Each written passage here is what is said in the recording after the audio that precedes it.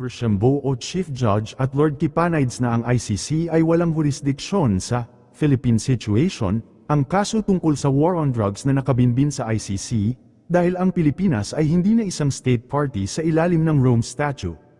Sa jurisdiksyon na desisyon, ang boto ay 3 pabor, at 2 laban sa kabilang ang punong hukom.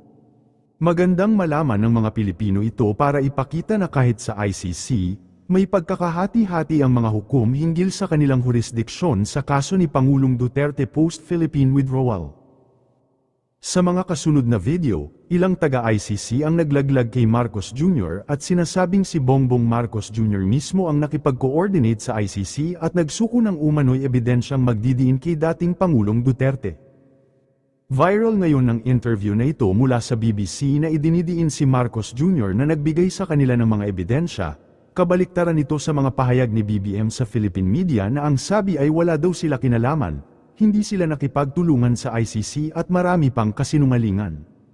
Ayon nga sa komento ng Dare to Ask ay, "Not a political persecution, BBM, liar."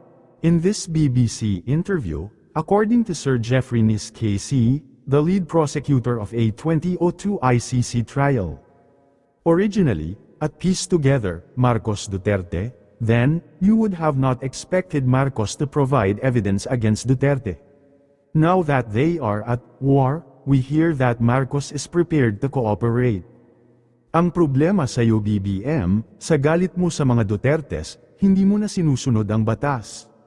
Dahil hindi kayang lumaban ng patas, kaya shortcut na lang to remove the Dutertes in the equation.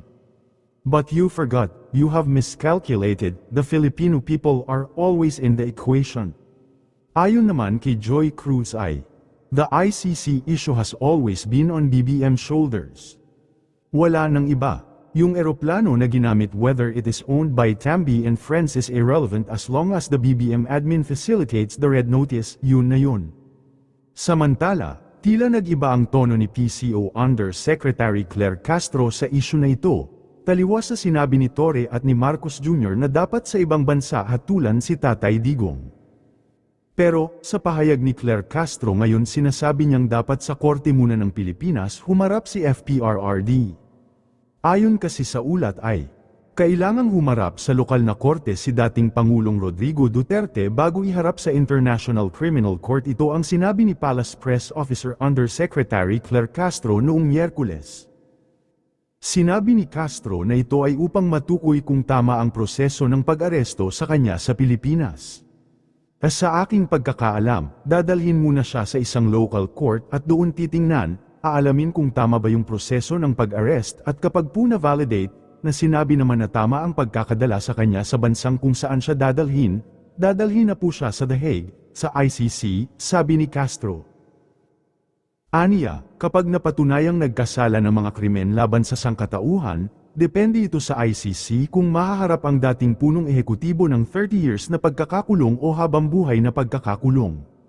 Sinabi ni Marcos Jr. na nakatanggap ang Interpol Manila ng opisyal na kopya ng warrant ng ICC ilang oras bago dumating si Duterte mula sa Hong Kong noong Martes. Sinabi ng Pangulo na tapos na ang pag-aresto, dahil hiniling sa amin ng Interpol na gawin ito at mayroon kaming mga pangako.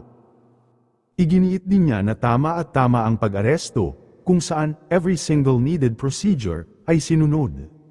Pero ang malaking tanong na sunod nga ba ang proseso kagaya sa sinasabi ni BBM wala namang naganap na hearing sa local court sa Pilipinas.